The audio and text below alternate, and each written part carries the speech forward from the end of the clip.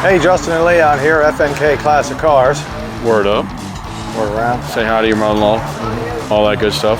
Look, we're at the Great Race up in Gettysburg, Pennsylvania. We're in Gettysburg, one of the stops. I've heard this advertised years and years, and I've always wanted to check out a stop, and here we are. Here we are, yeah. Chris told me about it. If it wouldn't have been for Chris, I wouldn't have known about it. Kentucky to Maine. Yeah. And we're in Gettysburg, so we're somewhere in the middle. Gettysburg? Gettysburg, yeah, at the window. At the window. It's windy. It is windy, actually. It is. It's beautiful. Compared to what it has been, it's been 3 million degrees, so, you know, we'll take it. This is nice, man. That's the FNK weather report. Yes.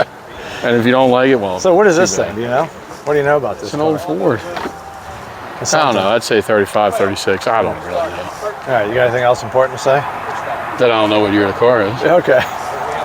And there's a truck over here. It looks just like mine, but nice. Yeah, it's like the after mine picture. Or the before.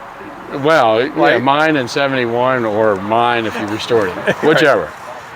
Well, let me grab the camera. We'll walk over there and look at it. Why don't you? And y'all can see that and everything else. Man, if you don't. All right.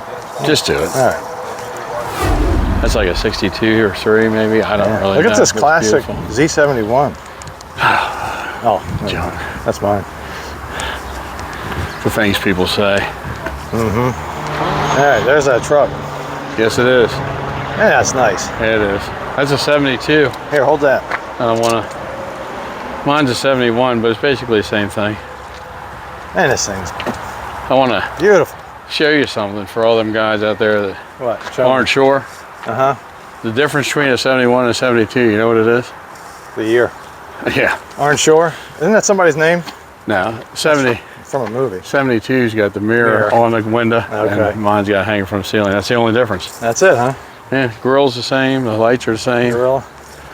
The door panels are different, but that's it. There's a Cutlass. Yes, it is. Got air and everything. That's nice. Air's good. Air is good. I like air, especially when it conditions stuff. Let's wander up here. Oh, look at this. This got the factory tack in it.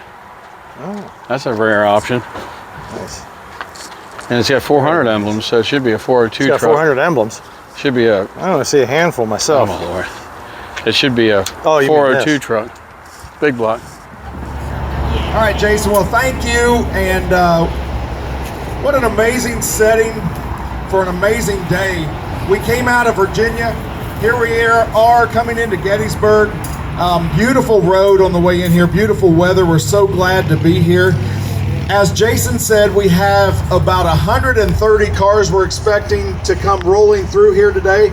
Depending on traffic coming in here, they may come in all at once, literally.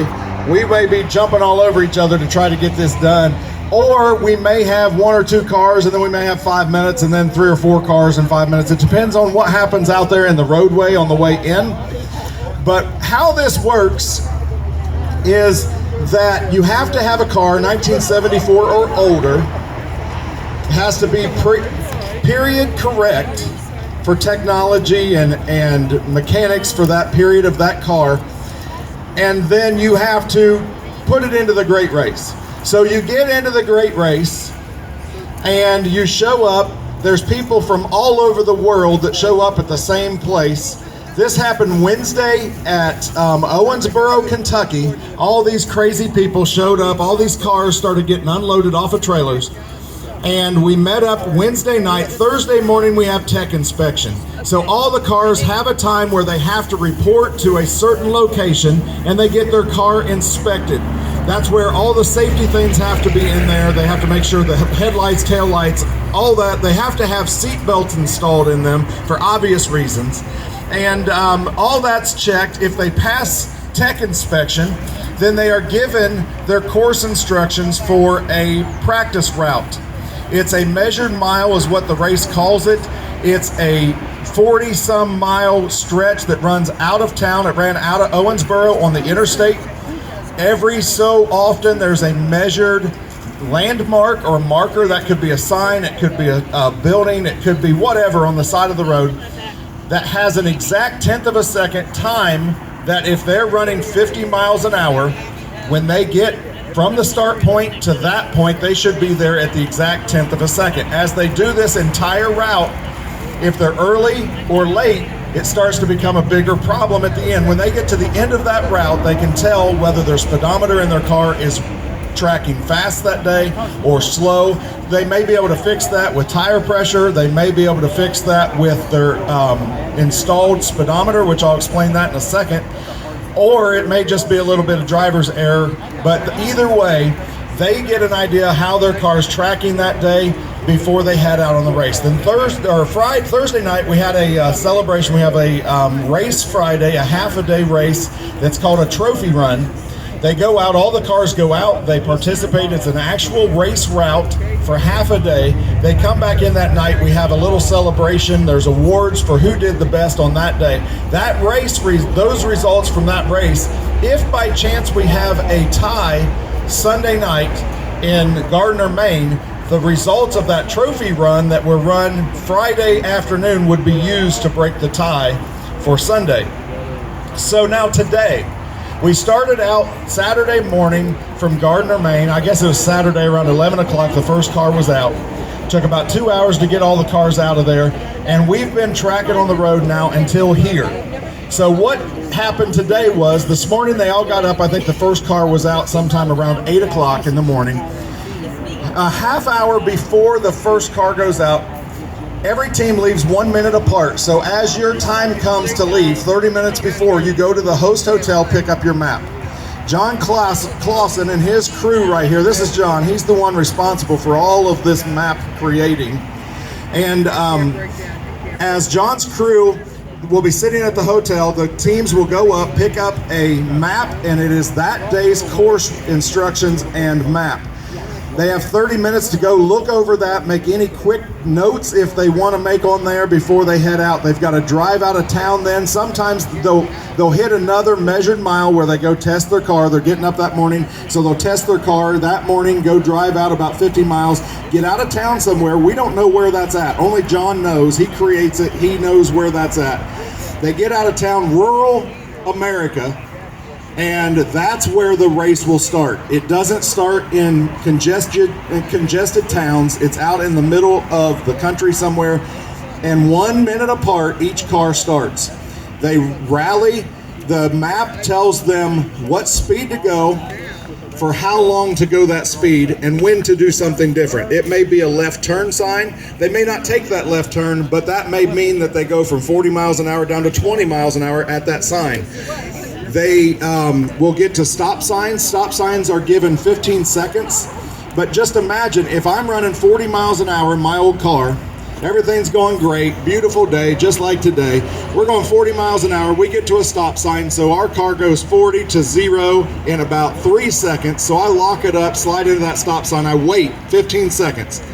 At 14 and a half seconds, a semi-truck's coming by, and he's going about 12 miles an hour because he's getting ready to turn in front of us. We're sitting at that stop sign for 23 seconds. Now all of a sudden, we're behind. So we have to take off. Our car goes from 0 to 50 or to 40 in about 12 seconds because it's not a race car. But it goes 12 seconds. It takes 12 seconds to get back up to speed. Well, not only am I behind because I was at the stop sign too long, but I'm also behind because I'm not up. It takes me 12 seconds to get back to 40 miles an hour. That navigator in the passenger seat without a calculator has to figure up how many seconds I'm behind and what speed am I supposed to be going. So we will not break the speed limit, but if I'm supposed to be going 40, the speed limit in that area is probably 50. It's about 10 miles an hour under the posted speed limit. So I may have to go 44 miles an hour for 3 minutes and 20 some seconds to catch up to the speed of where I was and what the time I'm supposed to be on. So that happens all day long. About 3-4 hours in the morning, they'll get off route, come into lunch. We had a wonderful lunch in Virginia today. They are at lunch for about 30 to 45 minutes, and then they take back off. They run back out of town again. They start another route. They are rallying right now. The first car is probably about to get off route.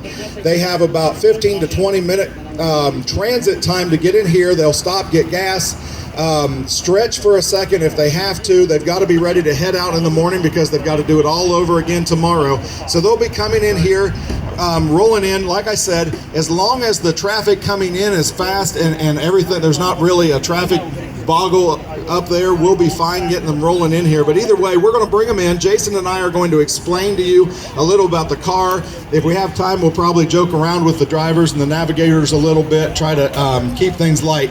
But their goal is to not stop and talk to us. I'm pretty sure I don't take offense to it. I'm sure it's not because of Jason and I. I'm sure they'd love to just stop and talk to us. But their goal is that orange stop sign right there. If they come all the way, if they've done all this all day and they don't get to that stop sign, they get a DNF, a did not finish for the day. So their goal is to get to that stop sign. Nothing will stop them from getting to that stop sign. So as long as the car's running and the team is still in it, then they should be coming rolling through here. So it is a time, speed, endurance. That endurance is big. That's a big deal, especially when we get to this point in the week, because even though we're 4 days into this game, these cars have been driven hard. It was hot when we first started out. It's getting a little hilly today, and so these cars are having to hold speeds on hills that they're not used to doing.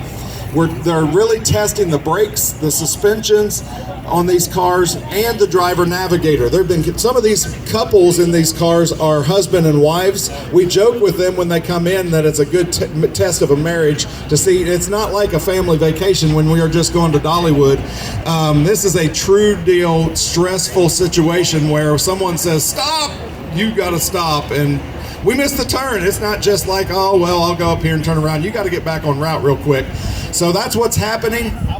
There may be some leaky cars coming in. Some of them may get to running a little hot. Just know that. Watch your toes when they roll through here. But we'll give you some good conversation. A lot of cars in this race this year and every year are cars that you're not going to see at every car show.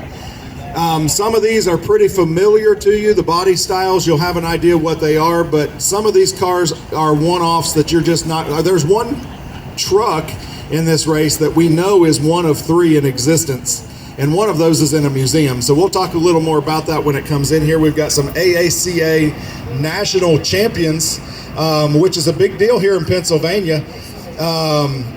There's actually a Grand National champion car with 53,000 original miles on it racing in the race this year. So you AACA folks know what that means. That's a big deal. So you'll see them all coming in. Jason, we could talk about real quick while we have a chance, because I'm thinking it's going to get fast tonight. We could talk about the categories. All right, so if you want to race, the first year you come out to race, you're going to be a rookie. You, the driver, the navigator, are rookies. That's the category that you are in for that race. If you come back a second year, you're not a rookie anymore. So you're a sportsman. You come back, you're a sportsman, you're out for the sport, you're having fun. We have some that just want to be sportsmen. That's what they want to do. They love the race. They are just as happy with a 1-minute score as they are with a 12-second score, but they're happy to be a sportsman. We have others that are in it to win it, and they want the elusive Eagle Trophy. And so they will try everything they can to get to the next level. So sportsmen, if you are in the top 2 or 3 of sportsmen, the race directors will automatically put you up in the expert class. If you want to get out of expert, there's only one way out of the expert class, and that's to win it all.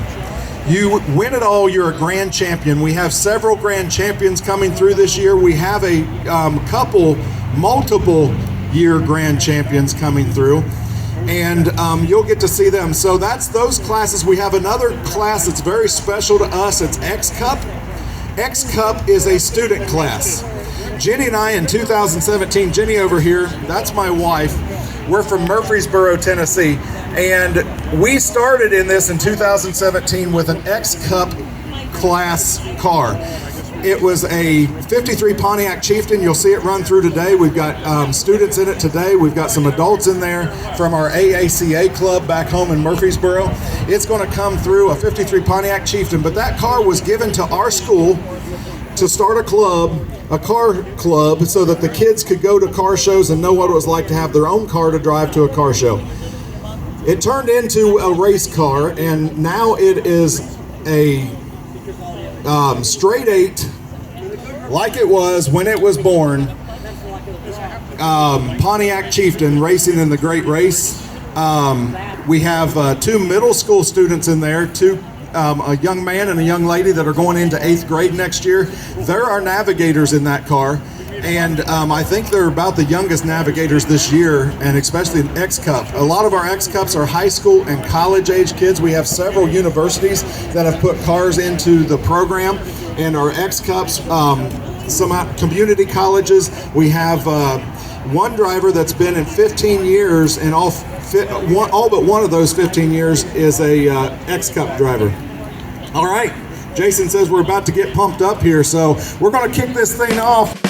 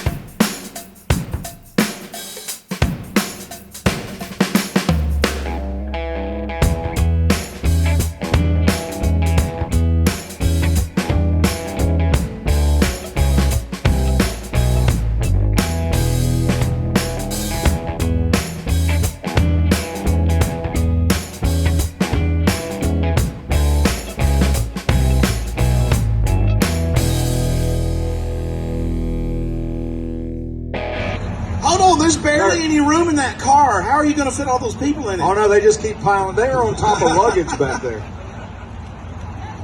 That is a family sedan. That's about 21 feet of happiness there. Keep in mind, this Pontiac, 400 cubic inches of Pontiac happiness, Chincoteague green, we just determined. This car is a two-door hardtop. This is a little coupe. That's what you should say. I got a little Pontiac coupe. A little Pontiac coupe that takes up a double garage. Come on in here and show it off, boys. Good looking road wheels on that thing. You got to take the kids all the way to Maine now, right? Yeah. You got to keep time, even if you go to Dairy Queen, is how that goes. You have to understand that before you commit. You said Dairy Queen, they turned around back there. You may have made a promise they're going to have to keep. Incredible variety of cars tonight, ladies and gentlemen. In the little gap here, I just want to thank our sponsors, the Coker Group family of companies, of which Great Race is one. That's Coker Tire Company, Corvette Central, Zip Corvette, Wheel Vintiques, Universal Vintage Tire from up this part of the country, all part of the Coker Group family of companies, including Great Race. 1964 Chevrolet Impala SS from McLean, Virginia, Brian Blood, Steve Keller. Welcome to Gettysburg Sharks Racing. They're going to pull straight up here and rectify or authenticate their scores for the day. 10 great races on that team. Team 1 and 47, I think those are the wheels that came from factory. Team 147, a 38 Chevy Coupe. Paul McGeehan from Haymarket, Virginia is driving. Chris Covington from Austin, Texas is navigating. 38 Chevy Coupe. This car is set up. These boys are rookies, by the way, but they are planning already for their next race, which is exactly what's happening with this car. It is set up ready for the 2025 Peking to Paris rally race. That's a dirt race from Peking to Paris, and they are entrants into that race next year, so they're getting their car out and shaking it down and making sure it holds up. Absolutely. Wonderful car. And I misunderstood when he told me that the car was Peking to Paris, that I thought it was a tribute car, an old Chevrolet tribute car. And when I saw it, I immediately had to find him and ask him, because that's not a tribute car. You could tell that that's completely set up to do a serious off-road race. All right, let me take a deep breath here. Behind the Chevrolet here, pull it on up, boys. 1965 Sunbeam Alpine. First things first, Kenneth Arters from Lineville, Pennsylvania. Happy birthday to you.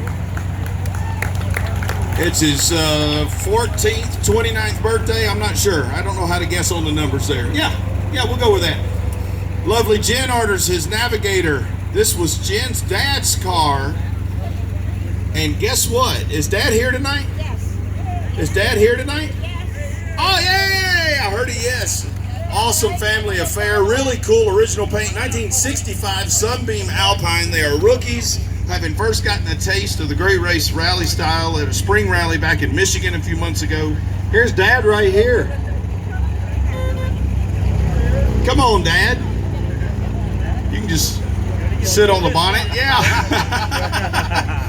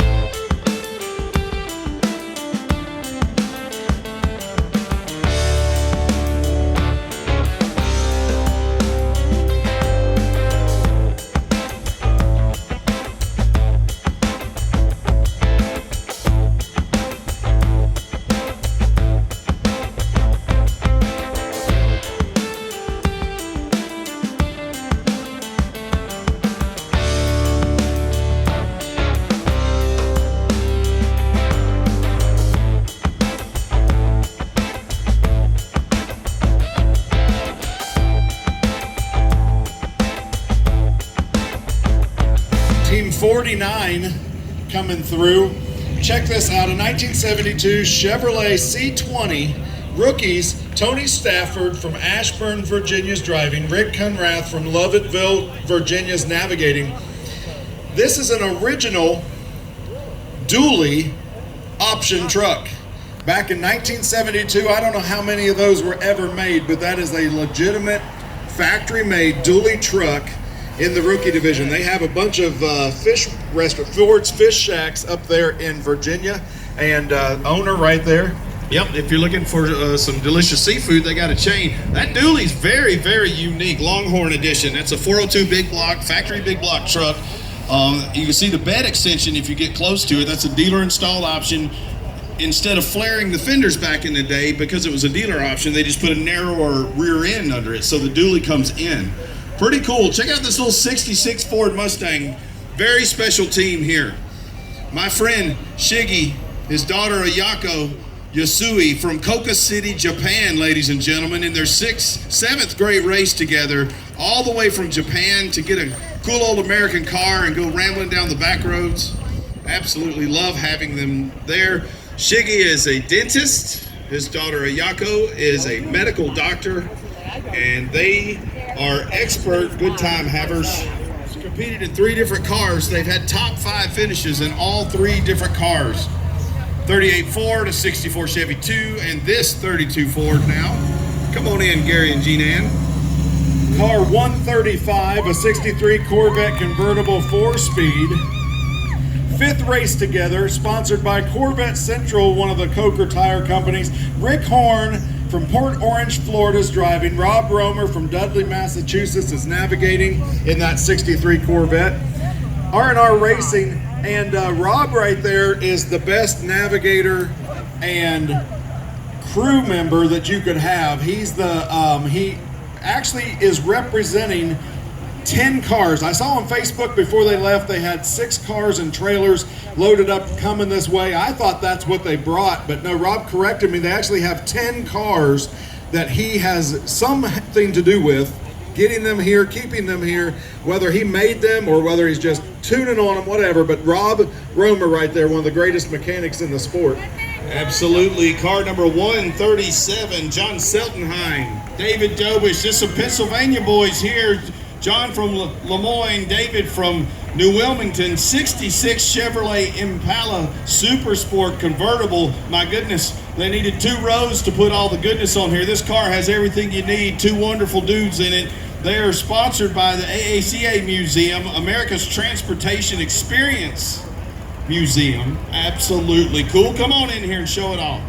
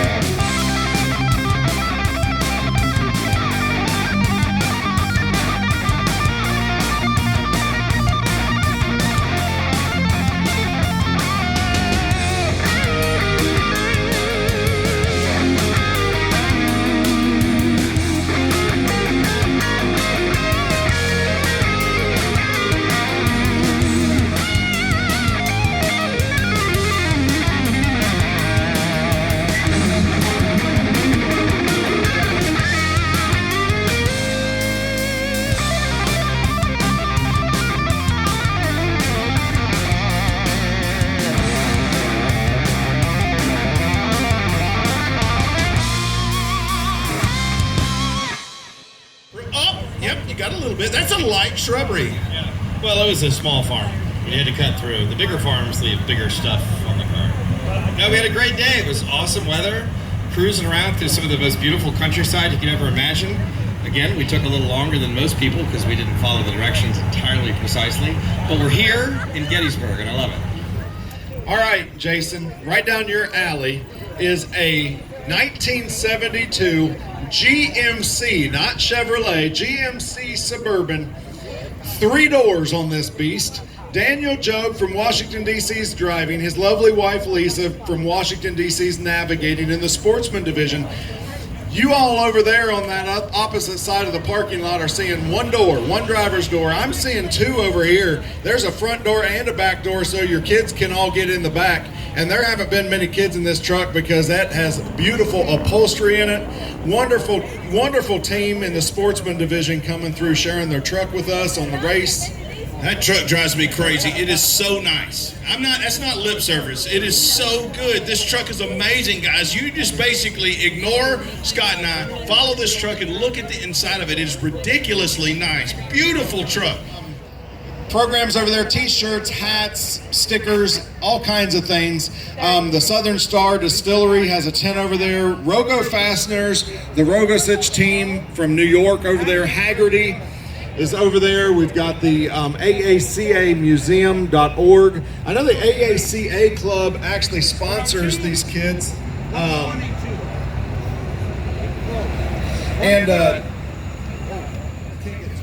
Rookies, the other left is the name of this team. David and Nancy Stafford out of Monclova, Ohio, driver navigator, 31 Ford Model A four-door sedan.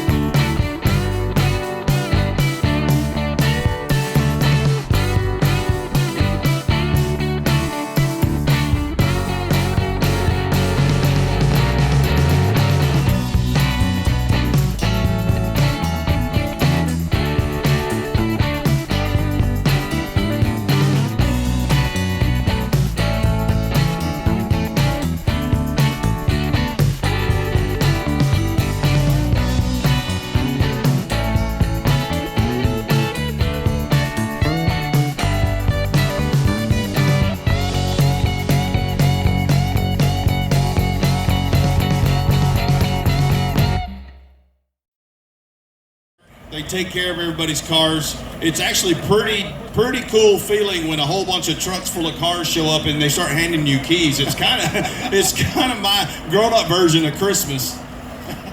Really cool car. Hit that horn one time. Yeah, won't hurt anybody's feelings. Really cool. So McCollister's actually allows them to come around in the race. They give a truck and let them follow the race every day. They're there. If one of the cars breaks down and they have to be taken off of the chase truck, then they'll load them up in here, get them to wherever they need to go. Wonderful couple that get to hang out with us all week long and become part of our family. And glad McCollister's is part of the great race. I'll give you $1 if you can pull up and get your A sticker and back that thing all the way back out to where you got it. Oh, I think he's like, yeah. There'll be people in and out all night long. You guys get a special treat if you stick around long enough. You're actually going to get to see what happens in the parking lot at night. There is a lot of camaraderie and a lot of help to get these cars back up and running and ready for tomorrow. Another hard day of racing. And nobody likes that. Well, it changes. Right.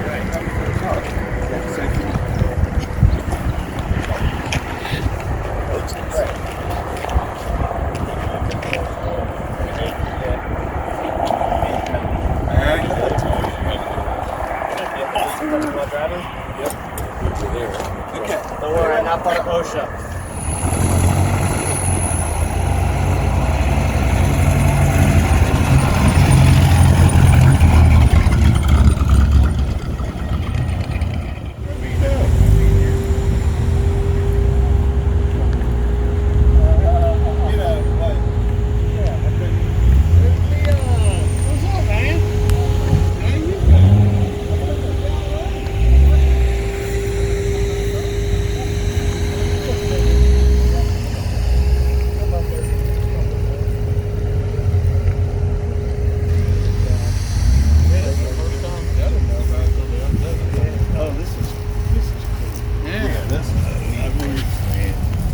What's up, Chris? What's going on? This thing is really nice.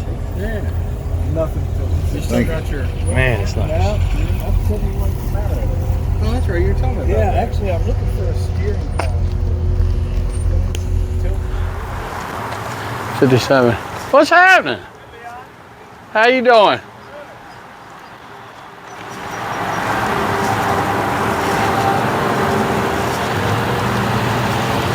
Wait for Chris? Yeah. Did you do the show? He was down in Percival, yeah. Okay. Did you all doing the whole thing or? Oh, all right. Just came up. Just checking it out. What's happening? Anything fun? Mine. That's yours too? Is that the one with the LS in it? No.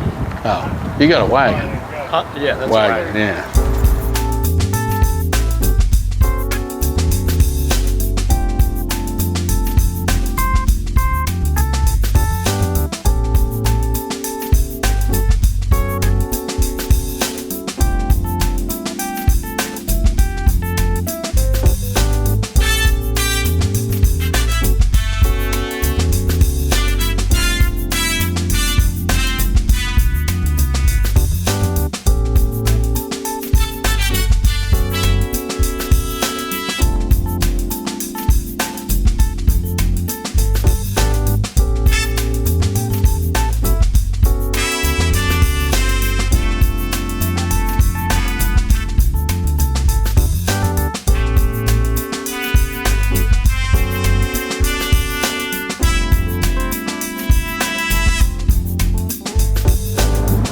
Well, you're the expert here. Tell me what's the difference between a California frame and a regular frame?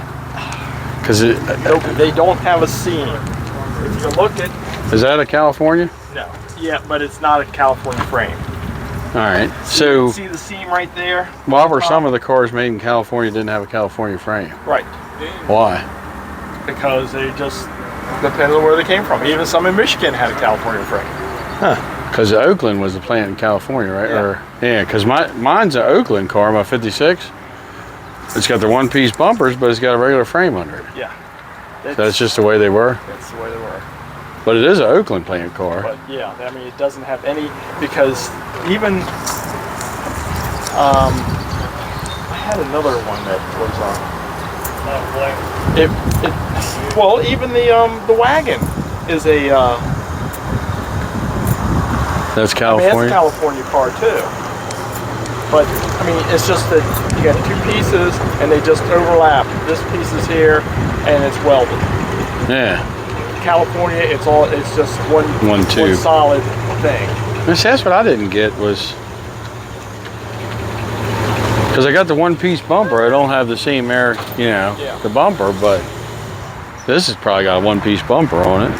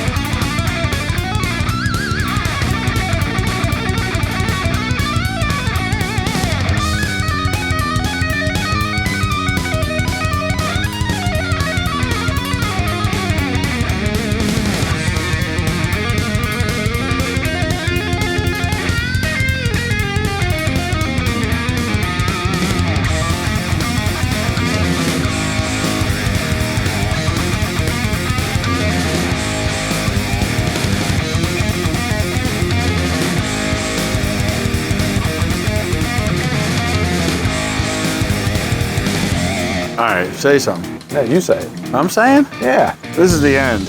Welcome to the end. But thanks for joining us, and I hope you have a wonderful rest of your day. And remember, word up, word down, say hello to your mother-in-law. Yep. We'll see you on the next one. All right, we will. All right. Bye, Leon. Bye. Justin. All right. See ya. We're all dumb. We're all dumb. I mean, Don, I meant. Yeah, Don.